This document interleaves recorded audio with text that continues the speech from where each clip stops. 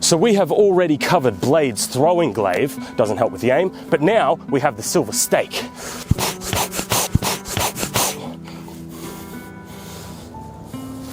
I wouldn't want to take that to the chest. That's what she said.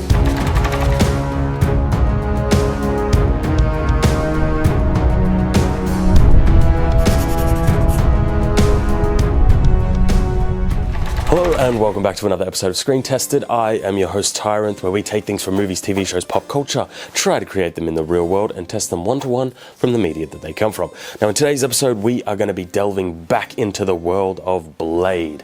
Yes, we've already done one episode on Blade, more specifically the Blade glaive, but in today's episode we are going to be trying something else. Now if you haven't checked out this episode, you should.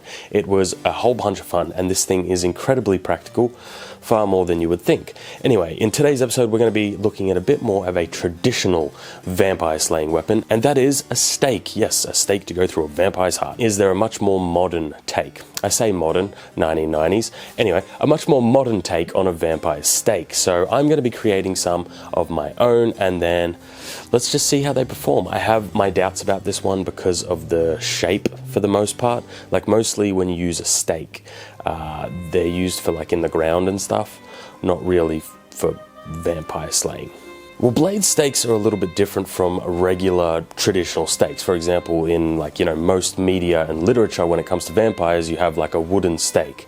You have a hammer, you drive it through the vampire's heart, bada bing, bada boom, you've killed a vampire.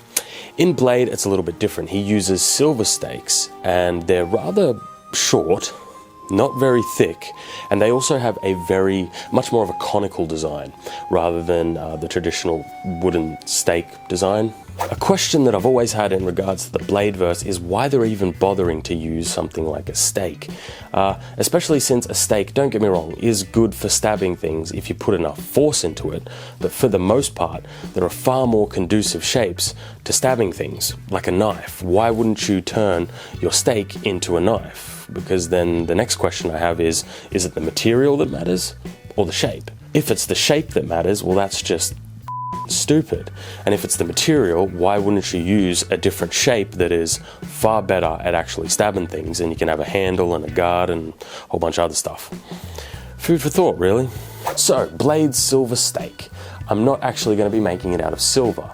I mean, finding silver in like a round bar in the right diameter that's a lot of steps that is not really realistic, and silver is a lot more expensive than something like aluminum, which is what I'm going to be using for today's episode. Now, there's actually a law reason here why aluminum will fit better.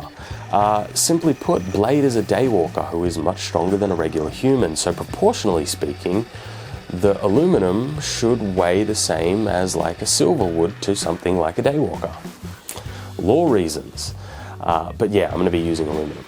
So the build process for the blade stake is honestly super duper simple. All I'm doing is getting a piece of aluminum round bar and putting an angle on it until it becomes a sharp point. That's it. That's the whole build process right there. So yeah, we'll get some B-roll and get to testing. Simple. I like them simple. So the blade stake is done. Now, this wasn't particularly difficult or complicated to make, if I'm being completely honest. It was a very simple process, but we're going to be testing the concept of this sort of shape for like a silver stake for Blade, right? Now, it's interesting because this thing is useful in probably like a self-defense capacity, right? If I had this and I, did that straight to the chest, somebody would back off real quick. However, I don't think it would be enough to actually puncture and go through someone's heart, staking a vampire, right? So we'll start off with the rock melon because this is a relatively soft medium. So if this can't get through that, then we've got a problem. It should be fine. Then I actually want to try something like a coconut, something a little bit harder, something that has an outer shell per se. Then after we've done those two mediums, we can move up to Tony and the leather armor. If it gets through the leather armor, I will genuinely be impressed. Let's start with the rock melon. Nice and easy. Well, I mean, I glanced, but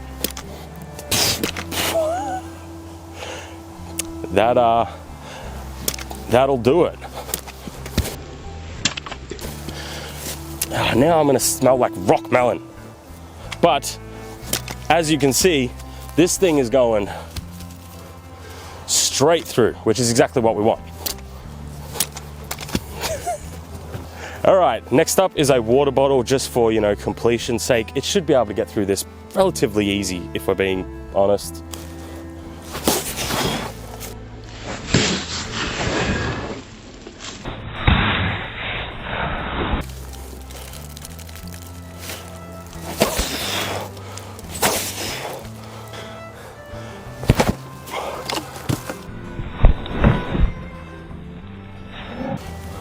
All right, as you can see, I'm just putting on a glove just to protect my hand a little bit from the coconut itself, but we've still got the stake there, no worries. Let's see if we can get through.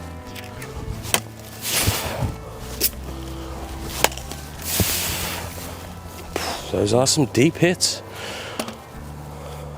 but it doesn't bode well if it can't get through the coconut.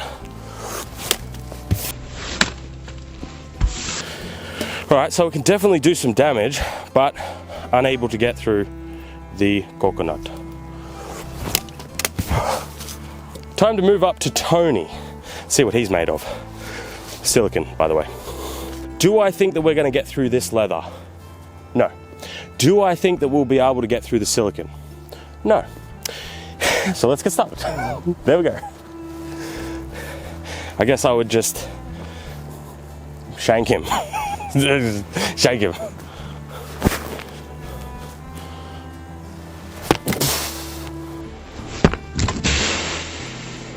Interesting. Okay, so it actually went through the leather. However, it sort of split the leather rather than cut through it. It's just like all that force being concentrated right there was enough to actually just split through the leather more than anything else.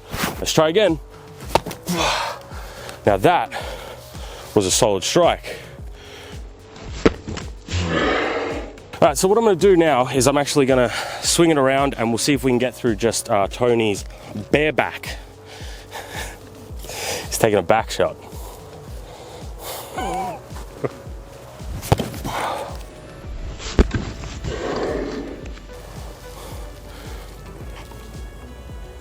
Barely any penetration in Tony. How can I get through this episode without saying this? Because what I'm saying is factual.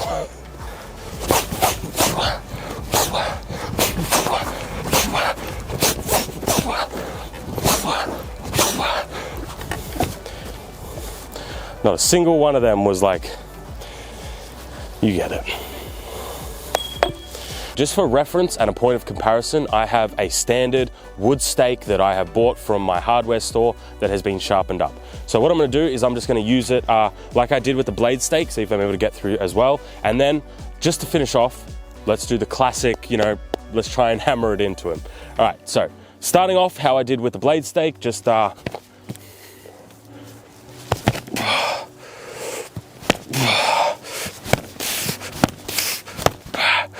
absolutely nothing. And I'm gonna be honest with you, dollars to dollars here, the blade stake felt fine. That hurt. I didn't like that. That literally did nothing. Absolutely nothing. My vampire is in his coffin.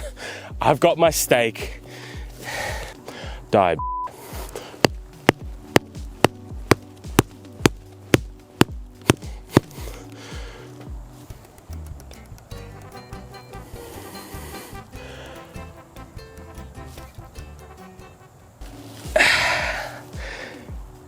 It worked. It worked. It seems that the classic vampire stake in the heart is actually possible. However, the context behind that is they would have to be in their coffin. They would have to be braced against the ground, because as you saw when Marcus was holding Tony, our vampire stand-in, I wasn't able to do that. But the moment he was braced and you know, securely against something like the floor or the ground, it actually went straight through the armor and straight into Tony. Okay, that's crazy. And with that, let's finish up today's episode. Thank you guys for watching. I genuinely hope you enjoyed. The blade stake itself wasn't too practical, if I'm being completely honest. However, the results would be similar because of this. If I'm being honest with you, I lost it. I actually lost the blade stake. This is a pickup shot where I was adding this in. I actually lost the blade stake, or else I would be doing that with that as well. Sorry guys, but that's all for today's episode. I genuinely hope you enjoyed. Remember to like and subscribe, leave a comment down below. And as always, I'll see you in another episode. Have a good one.